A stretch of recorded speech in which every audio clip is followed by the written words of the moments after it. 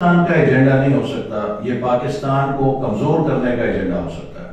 تو لہذا میں سمجھتا ہوں کہ پاکستان کے عوام باخبر ہیں کہ اس وقت ہمیں کن چیلنجز کا سامنا ہے۔ کیا اربوں روپے آٹا سٹینڈل بنا لیں؟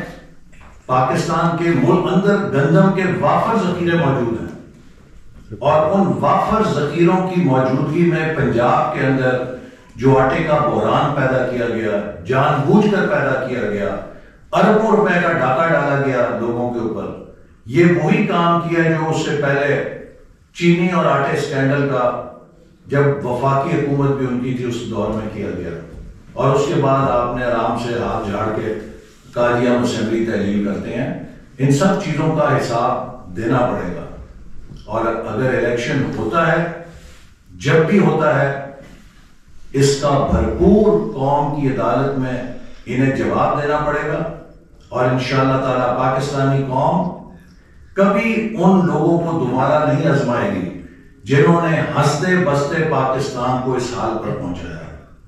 2013 اور 2018 کا جو 5 سال کا ہمارا دور ہے وہ قوم کے سامنے ہے، اور 4 سال کا ان کا دور بھی قوم کے سامنے ہے، اور جب بھی الیکشن ہوگا 13-18 کے 5 سال اور 18 سے 22 کے 4 سال کی بربادی قوم ان کا موازنہ کرے گی کہ کس نے ملک کی خدمت کی ہے۔ ہم نے 5 سالوں میں چپے چپے پر ملک کے ترقی کی علامتیں کھڑی کی ہیں، سی پیک کامیاب کیا، انرجی کے منصوبے لگائے، موٹر ویز بنائیں، یونیورسٹیز بنائیں، دنیا کی بہترین ٹیکنالوجی پاکستان میں لے کر آئے، لیکن پچھلے 4 سالوں میں سوائے گالی گلوچ کے، لوگوں کو جھوٹے مقدمے بنا کے جیلوں میں ڈالنے کے، اور کیا کیا گیا؟ کراچی سے پشاور تک کوئی ایک منصوبہ پی ٹی آئی کا کوئی لیڈر مجھے گنا دے کہ عمران خان صاحب کا ویژن تھا اور یہ ایک منصوبہ ہے جو ہم نے فلاں شہر میں فلاں جگہ کھڑا کیا ہے جسے ہم نے مکمل کیا ہے تو میں تائب ہو جاؤں گا۔ سوائے بربادی کی نشانیاں، سوائے مہنگائی کی نشانیاں، سوائے کرپشن کی نشانیاں، سوائے تحفے بیچنے کی نئی سائنس کے کس طرح بیرونی تحفے آپ بیچتے ہیں، اس کے علاوہ آپ نے کیا کیا؟ تو اس لیے اس وقت قوم کو سیاسی لڑائیوں میں نہ الجھائیں۔ اس وقت پاکستان کے سامنے صرف ایک ہی ایجنڈا ہے کہ ہم ان بحرانوں سے کیسے نکلیں، ہم کس طرح اپنی معیشت کے جو سوراخ ہیں ان کو بند کریں، ہم کس طریقے سے ملک کو دوبارہ اسی مقام پہ لائیں جہاں 2017 اور 18 میں کھڑا تھا، ہم کس طرح سی پیک کو دوبارہ چالو کریں، اس کو اپنے پیروں پہ کھڑا کریں، ہم کس طرح انویسٹرز کا کانفیڈنس ریسٹور کریں، ہم کس طرح پاکستان کی پیداواری صلاحیت کو چالو کریں، ہم کس طرح اپنے نوجوانوں کو بہترین سکلز دیں۔ ہم نے ایک بڑا انیشیٹو شروع کیا ہے جس کے ذریعے ہم نوجوانوں کو 1 لاکھ نوجوانوں کو انفارمیشن ٹیکنالوجی کی جدید سکلز دیں گے، اور اس کے ساتھ ساتھ 1 لاکھ نوجوانوں کو ووکیشنل سکلز دیں گے۔ اس وقت یورپ میں، مشرق وسطیٰ میں ٹیکنیکل سکلز کی ضرورت ہے، اور جو نوجوان ہمارے بے روزگار ہیں ان کو ووکیشنل ٹریننگ کے ذریعے ہم سرٹیفائڈ ٹریننگ کے پروگرامز دیں گے جس سے کہ ہماری ہیومن ریسورس ایکسپورٹ ہو سکے گی، ان کو اچھا روزگار ملے گا، اور ان کی جو معاوضہ ہے اس میں کئی گنا اضافہ ہو سکے گا۔ تو ہماری ترجیح یہ ہے کہ ہم نے پاکستان کے ایکسپورٹ پوٹینشیل کو کیسے بڑھانا ہے، پاکستان کے اندر ڈالرز کا انفلو کیسے لے کر آنا ہے، پاکستان کے پیداواری صلاحیتوں کو کیسے دوبارہ کمپیٹیٹو بنانا ہے، وہ جو ویژن 2025 تھا اس کو دوبارہ کیسے ہم نے ایکٹیویٹ کرنا ہے تاکہ ہم دوبارہ ترقی کی طرف چلیں، اور ہمیں اس کام میں اتنے ہم مصروف ہیں کہ ہمارے پاس گالی گلوچ کا جواب دینے کے لیے ٹائم نہیں ہے۔ Thank you sir. One by one جی، ایک پاکستان کا سب سے بڑا صوبہ ہے، اس میں ہماری ایک مخالف حکومت قائم کی گئی جسے 2018 کا پی ایم ایل این کا مینڈیٹ چرا کے بنایا گیا۔ 2018 میں پنجاب کا mandate P M L N کو ملا تھا، اسے چرایا گیا اور پی ٹی آئی کی حکومت مسلط کی گئی۔ اس کے بعد جب وہاں حکومت تبدیل ہوئی تو سپریم کورٹ کے ایک ایسے فیصلے سے پی ٹی آئی کی حکومت دوبارہ بٹھائی گئی کہ جس کے اوپر قانونی ماہرین کے تحفظات ہیں کہ ایک ایسا متنازع فیصلہ ہے جس کا ریویو ابھی تک پینڈنگ ہے سپریم کورٹ میں، ٹھیک ہے؟ تو لہٰذا وہ حکومت کے جو پنجاب کے وسائل بے دریغ لوٹ رہی تھی دونوں ہاتھوں سے، اگر وہ حکومت آج چلی گئی ہے اور ختم ہو گئی ہے تو اس میں مسلم لیگ نون کی ناکامی کیسے ہے؟ میں سمجھتا ہوں کہ یہ تو پی ٹی آئی کی ناکامی ہے، اور شاید یہ ہماری ایک سیاسی چال کی کامیابی ہے کہ ہم نے پی ٹی آئی کو خود اپنے ہاتھوں سے مجبور کر دیا ہے کہ وہ اپنی حکومت ختم کر بیٹھے ہیں۔ آپ مجھے بتائیے کہ اگر پنجاب میں پی ٹی آئی کی حکومت الیکشن تک برقرار رہتی تو اس کا انہیں سیاسی فائدہ تھا، یا وہ اب فارغ ہو گئے اور وہاں پہ ان کی حکومت کی جگہ نگران حکومت آ جائے گی تو اس کا انہیں فائدہ رہے گا؟ تو یہ ایک پی ٹی آئی نے خود اپنے پیروں پہ کلاڑی ماری ہے، ہمیں خوشی ہے۔ وہ کہتے ہیں کہ جب کوئی دشمن، نیپولین کا قول ہے کہ never interrupt your enemy when he is making mistakes. So this was not a mistake. I think they made a blunder and we are very happy. سر آپ نے منصوبوں کی بات کی ہے، جب سے بھی ہے اس میں جو پی ٹی آئی حکومت ہے وہ اس نے حجم جو ہے گھٹا دیا۔ میں نے آپ کو بتایا کہ 4 سال پہلے 1000 ارب کا تھا اور اب انہوں نے جب چھوڑا ہے تو 550 ارب کا تھا، اور اس میں وہ ٹوکن ایلوکیشنیں کر کے لاتعداد منصوبے شروع کر گئے ہیں۔ ٹوکن ایلوکیشن یہ ہوتی ہے کہ اگر ایک منصوبہ 1 ارب روپے کا ہے، آپ اس کے اندر 1 کروڑ روپیہ ڈال کے اس کا کھاتہ کھول دیں، اور اس سے وہ منصوبہ نامکمل ہوتا ہے، وہ ڈیلیز کا شکار ہوتا ہے اور کاسٹ اوور رن ہوتی ہے۔ تو ہمارے پیش نظر یہ ہے کہ اگر ڈیولپمنٹ پورٹ فولیو تھوڑا ہے تو وہ منصوبوں کے لیے اتنے وسائل دیے جائیں کہ وہ بر وقت مکمل ہو جائیں۔ تو اس لیے اگر میں وہاں پر گیا اور ہم نے کہا کہ وہاں فنڈ دیں گے تو ہم ان پہ کمیٹڈ ہیں، لیکن یہ ممکن نہیں ہے کہ جو سیاسی طور پہ انہوں نے منصوبے شروع کیے تھے 2-2 4-4 آنے دے کے صرف فیتیاں کاٹنے کے لیے، ان کا الزام آپ ہمیں دیں۔ پرویز الہی صاحب نے فنڈ جاری کر دیے تھے، وہ صوبائی اپروچ ہے نا، اس لیے کہ جو پنجاب ہے کہ ہم ملک کے اندر اسٹیبلٹی چاہتے ہیں۔ پرائم منسٹر جب لیڈر آف اپوزیشن تھے انہوں نے نیشنل چارٹر آف اکانومی کی بات کی تھی، اور آج بھی ہم سمجھتے ہیں کہ اگر پاکستان نے اپنے ان مشکلات سے نکلنا ہے، اس معاشی گرداب سے نکلنا ہے، تو ہمیں اگلے 10 سال کے لیے مضبوط استحکام چاہیے۔ وہ استحکام اس لیے چاہیے کہ جو معاشی پالیسیاں ہیں انہیں کم از کم 10 سال کا تسلسل چاہیے ہوتا ہے۔ اگر آپ ایک decade long stability and continuity of policy ensure نہ کریں تو آپ کی بہترین پالیسیاں بھی فیل ہو جاتی ہیں۔ ہمارا ہمسایہ ملک ہے، چاہے کانگریس کی حکومت رہی چاہے بی جے پی کی حکومت رہی، کوئی حکومت 10 سال سے کم نہیں رہی۔ بنگلہ دیش میں دیکھ لیجئے، وہاں پہ 15 سال سے حکومت چل رہی ہے۔ اسی طرح ٹرکی میں، ملیشیا میں، چائنا میں، ساؤتھ کوریا میں، جاپان میں، سنگاپور، جس ملک نے ترقی کی ہے اس نے پولیٹیکل اسٹیبلٹی اور کنٹینیوٹی آف پالیسی کو یقینی بنایا۔ اقتصادی ترقی ٹیسٹ میچ ہے، یہ T20 یا T10 کا میچ نہیں ہے۔ T20 کے اندر آپ تکے کے ساتھ جیت سکتے ہیں، ٹیسٹ میچ کے اندر آپ کی کوالٹی کا امتحان ہوتا ہے اور آپ کو اس کے لیے پیشنس چاہیے، ٹیمپرمنٹ چاہیے۔ تو ہمیں بھی اب اگر ہم واقعی دنیا میں واپس آنا چاہتے ہیں، کتنے ملکوں کو ہم موقع دیں گے کہ وہ ہمیں پیچھے چھوڑ جائیں؟ ہر ملک جو ہم سے پیچھے تھا، چاہے وہ کوریا تھا، چاہے وہ چائنا تھا، چاہے وہ ملیشیا تھا، چاہے وہ تھائی لینڈ تھا، چاہے وہ ویتنام تھا، چاہے وہ بنگلہ دیش تھا، چاہے وہ بھارت تھا، پچھلے 50 سالوں میں ہمیں وہ ٹیک کر گئے ہیں، اس لیے کہ ہم اس سیاسی جو ایک چٹ پٹی کھیل ہے اس سے نہیں نکل رہے۔ اس کے خاتمے کے لیے آپ کیا کر رہے ہیں؟ اکنامک نیشن بننا، اور اس کے لیے ہمیں کنسنسس کی ضرورت ہے۔ ہم آج بھی عمران خان صاحب کو دعوت دیتے ہیں کہ وہ اسمبلی کے اندر آئیں، اگلے الیکشن کے لیے انتخابی اصلاحات کے پیکج کے اوپر اتفاق کریں تاکہ اگلا الیکشن غیر متنازع ہو۔ پاکستان ایک متنازع الیکشن سے ایک نئے سیاسی بحران کا متحمل نہیں ہو سکتا، تو لہٰذا ہمیں ملک کے اندر پولیٹیکل اسٹیبلٹی کے لیے کنسنسس کرنا چاہیے، ملک کی معاشی سمت کو درست کرنے کے لیے بنیادی معاشی پالیسیوں کے اوپر کنسنسس کرنا چاہیے۔ اگر یہ کنسنسس نہیں ہوگا تو پھر ہمیں کسی دشمن کی ضرورت نہیں ہے. ہم خود ایک دوسرے کے ساتھ لڑتے جھگڑتے ملک کو مزید نیچے لے جائیں گے. تو اس وقت کولیبریشن کی ضرورت ہے, پازیٹیو سینرجی کی ضرورت ہے, اور سب کو اپنے اپنے حصے کا کردار ادا کرنے کی ضرورت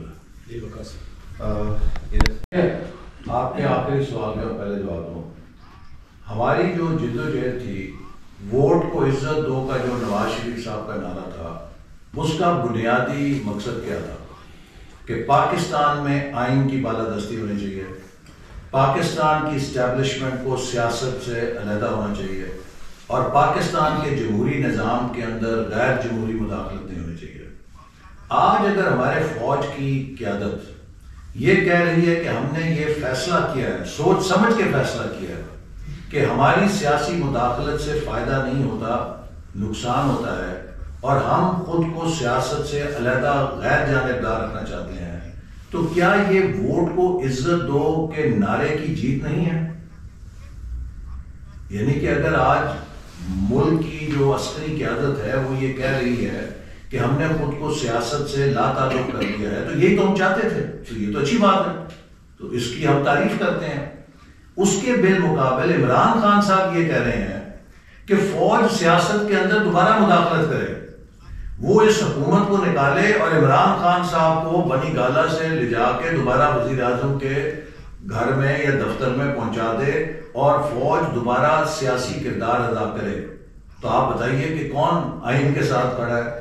ہم تو کہتے ہیں کہ اگر فوج کہہ رہی ہے کہ ہم نے سیاسی کردار ادا نہیں کرنا تو بہت اچھی بات ہے. عمران خان صاحب کہہ رہے ہیں کہ نہیں, آپ نیوٹرل نہیں ہو سکتے, آپ اس حکومت کو نکالیں. بار بار وہ فوج کو مخاطب ہو رہے ہیں کہ آپ اس حکومت کو نکالیں اور آپ مجھے دوبارہ وزیر اعظم بنائیں. تو میرا خیال ہے کہ یہ تو کوئی جمہوری انسان تو ایسے اوپنلی بات نہیں کر سکتا. جی الیکشن جب بھی ہوگا انشاءاللہ آپ دیکھیں گے کہ قوم فیصلہ کرے گی, کھرے اور کھوٹے کی جو اس میں تمیز ہے وہ قوم کے سامنے آئے گی. اور جو جو دن گزر رہے ہیں عمران خان صاحب کا جو میک اپ ہے وہ پورا اترے گا, دھلے گا, اور جو ان کا اصل چہرہ ہے وہ قوم کے سامنے آئے گا. چوہدری صاحب, کوثر کاظمی سما ٹی وی سے کچھ چیزیں سامنے آئی ہیں. جزوی سوال ایک اور ہوگا کہ ان کی واپسی کب تک وقت متوقع ہے؟ جی یہ اگلے 10 روز میں سننے میں آ رہا تھا کہ وہ واپس جائیں گی, یا اس میں کچھ عرصہ لگ سکتے ہیں, اور میاں صاحب کی واپسی ساتھ ہوگی؟ میری کل ملاقات ہوئی تھی نواز شریف صاحب سے اور مریم نواز صاحبہ سے, تو انہوں نے یہی کہا کہ انشاءاللہ 10 روز تک ان کی واپسی متوقع ہے. اور جہاں تک ان کا جو نیا رول ہے, میں سمجھتا ہوں کہ وہ پارٹی کے لیے مفید ہوگا, اس لیے کہ انہوں نے نہایت ہی مشکل دور کے اندر جو کردار ادا کیا اور پارٹی کو جس طرح کی ایک پبلک میں پاپولیرٹی حاصل کی, اور انہوں نے میرا خیال ہے ثابت کیا کہ جتنی میس فالوئنگ ان کے پاس ہے شاید اس وقت عمران خان صاحب کے پاس بھی نہیں ہے, تو she is an asset for the party.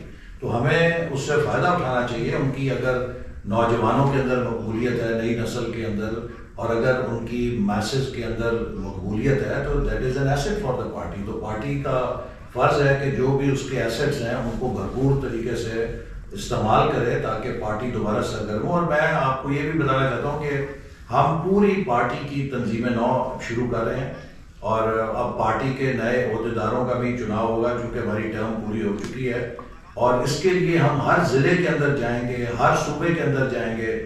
Muslim league نون کو دوبارہ ایک مقبول جماعت بنانے کے لیے عوام کے پاس اپنا پروگرام لے کے جائیں گے, اور لوگوں کو بتائیں گے کہ آج جو مہنگائی کا سامنا ہے, جس بے روزگاری کا سامنا ہے, اس کا ذمہ دار کون ہے. ملک کی معیشت 8 مہینوں میں تباہ نہیں ہوتی. ملک کی معیشت ایک بہت بڑا جہاز ہوتی ہے جس کو ڈوبتے ڈوبتے بھی 1-2 سال لگتے ہیں, اور جس کو بنتے بنتے بھی 1-2 سال لگتے ہیں. آج جس حالات کا ہمیں سامنا ہے اس کی پشت کے اوپر وہ نالائکی اور نااہلی ہے. میں 2018 میں اپنے حلقے میں ہر جلسے میں یہ پوچھا کرتا تھا کہ اگر اپنے موٹر سائیکل کی چابی ایک اناڑی ڈرائیور کو دو گے تو کیا کرے گا وہ کہتے تھے جی اپنا کہیں بس کے نیچے آئے گا, کہیں دیوار میں مارے گا, اپنا سر بھی پھاڑے گا اور موٹر سائیکل بھی توڑے گا. تو خان صاحب نے اپنا سر بھی پھاڑا ہے اور ملک کی معیشت کا انجر پنجر بھی کر دیا. الیکشن جب بھی ہوں گے, جیسے میں نے کہا کہ آئین کی روشنی میں جب بھی الیکشن ہوں گے, ہم انشاءاللہ تعالیٰ بھرپور طریقے سے اس میں جائیں گے, اور کامیابی حاصل کریں گے، چونکہ جو اس وقت معاشی اصلاحات ہم کر رہے ہیں ان کا تسلسل پاکستان کے لیے ضروری ہے.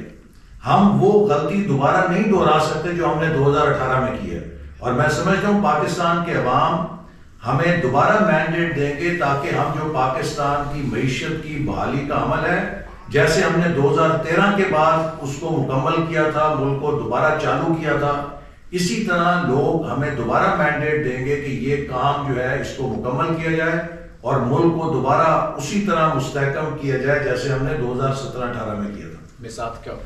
پیچھے حکومت کی یہ خواہش نہیں ہے. ہم اگر آئینی ملک ہیں تو council of common interest is a constitutional body, اور اس کے اندر جو فیصلے ہوتے ہیں وہ فیڈریشن کے لیے آئین کے تحت ہماری مجبوری ہے کہ ہم ان کو تسلیم کریں. تو سینسس کے ساتھ الیکشن کو اس حکومت نے ٹائی نہیں کیا. یہ عمران خان صاحب کی حکومت اور عمران خان صاحب کونسل آف کامن انٹرسٹ میں نئے الیکشن کو نئے سینسس کے ساتھ جوڑ کر رہے ہیں. تو کیا آپ کو لگتا ہے اس معاشی حالت میں ہم یہ سینسس افورڈ بھی کر سکتے ہیں؟ وہ سینسس تو آلریڈی ان پروگریس ہے، وہ اس لیے ضروری ہے. میں اس میں بھی آپ کو واضح کر دوں کہ جب پچھلا سینسس ہوا تھا تو اس کے اوپر سندھ کے صوبے نے اعتراض کیا تھا، اور پچھلے سینسس کی انہوں نے مشروط کنڈیشنل اپروول دی تھی کہ اگلا الیکشن اس سینسس کے اوپر نہیں ہو سکتا، اور انہوں نے مطالبہ کیا تھا کہ اگلے الیکشن کے لیے نیا سینسس کیا جائے. تو جب آپ کا ایک فیڈریٹنگ یونٹ آپ کے سینسس کو قبول نہیں کرتا تو اگر آپ اس کے اوپر الیکشن کرائیں گے تو وہ الیکشن تو ہونے سے پہلے ہی متنازع ہو جائے گا. تو یہ نئے سینسس کی ضرورت اس لیے پڑی تھی کہ پچھلے سینسس کی منظوری کنڈیشنلی دی گئی تھی کہ یہ صرف 2018 کے الیکشن پہ اپلائی کرے گا، اور صوبہ سندھ نے کہا تھا کہ اگلا الیکشن نئے سینسس کے اوپر کیا جائے. تو اس پر کونسل آف کامن انٹرسٹ نے پھر نئے سینسس کی منظوری دی اور اس پر کام شروع ہوا. اظہر صاحب جی حسن صاحب، 2018 میں آپریشن ہوا، اس آپریشن کا خمیازہ پوری قوم نے بھگتا. اس آپریشن کا خمیازہ ہمارے تمام اداروں نے بھگتا. آج پاکستان اپنا دفاعی بجٹ بھی اضافہ کرنے کی پوزیشن میں نہیں ہے چونکہ معیشت کو اتنا کمزور کر دیا گیا ہے. آج پاکستان اپنے قرضوں کی ادائیگی کے بعد اپنے تمام اخراجات کے لیے مزید قرض لینے پہ مجبور ہے. پچھلے 4 سالوں میں تاریخ کا 80% قرضہ لیا گیا. تو وہ آپریشن جو 2018 کا تھا نہایت مہنگا پڑا، مہنگا ترین آپریشن تھا پاکستان کی تاریخ کا. تو لہذا میں سمجھتا ہوں کہ اس تجربے کے بعد اب کسی نئے آپریشن کی گنجائش نہیں ہے، اور اگلا الیکشن فیئر اینڈ فری ہوگا اور ہم واپس آئیں گے. اور جہاں تک آپ نے نواز شریف صاحب کی بات کی، انشاءاللہ مجھے امید ہے کہ اگلے الیکشن سے قبل وہ پاکستان میں ہوں گے، پاکستان میں PMLN کی انتخابی مہم کو ضرور لیڈ کریں گے. اور جو جوڈیشری ہے ہم امید کرتے ہیں اس میں جو ایکسلریٹر ہے ہمارے پاس نہیں ہے. جوڈیشل پروسیس کی تیزی یا سستی کا جو لیور ہے وہ خود جوڈیشری کے پاس ہے، وہ ایک آزاد ادارہ ہے. البتہ ہم امید کرتے ہیں کہ جس طرح کا سلوک عمران خان صاحب کو ملتا ہے عدالتی عمل میں، اسی طرح کا ہمیں بھی ملے گا. ہماری تو تاریخیں جو ہیں وہ ضمانت کی مہینوں بعد نکلا کرتی تھی، PTI کے رہنماؤں کی تو دنوں کے اندر ہو جاتی ہے. اسی طرح 7 مہینے تک سپریم کورٹ کا فیصلہ تھا کہ پنجاب کے بلدیاتی ادارے بحال کیے جائیں. چیف جسٹس گلزار احمد صاحب کی سربراہی میں ڈویژن بینچ نے فیصلہ دیا کہ پنجاب کے بلدیاتی ادارے غیر آئینی طور پہ برطرف کیے گئے، انہیں بحال کیا جائے. 7 مہینے تک بزدار صاحب اور عمران خان صاحب نے اس فیصلے کو امپلیمنٹ نہیں ہونے دیا. 7 months. اور ابھی تک میرا ذہن یہ سمجھنے سے قاصر ہے کہ دفعہ 30 کا مجسٹریٹ بھی اپنے فیصلے پہ پہرا دیتا ہے، اور ہماری سپریم کورٹ نے اس حکم عزوری کا کوئی نوٹس نہیں لیا. حسن صاحب اسی پہ کہ 2017 میں نواز شریف صاحب کو ایک سازش کے ذریعے منصب سے فارغ کیا گیا. ایک جھوٹے کیس کے اندر ان کو نااہل کیا گیا. کیس ان کے خلاف بنایا گیا پاناما کا. پاناما میں کوئی ثبوت نہیں ملا تو ان کو اقامے کی بنیاد بنا کے کہ اپنے بیٹے سے 10,000 درہم کی تنخواہ جو وصول آپ نے نہیں کی وہ اپنے گوشواروں میں نہیں لکھی، اس بنیاد پہ نائل کر دیا گیا۔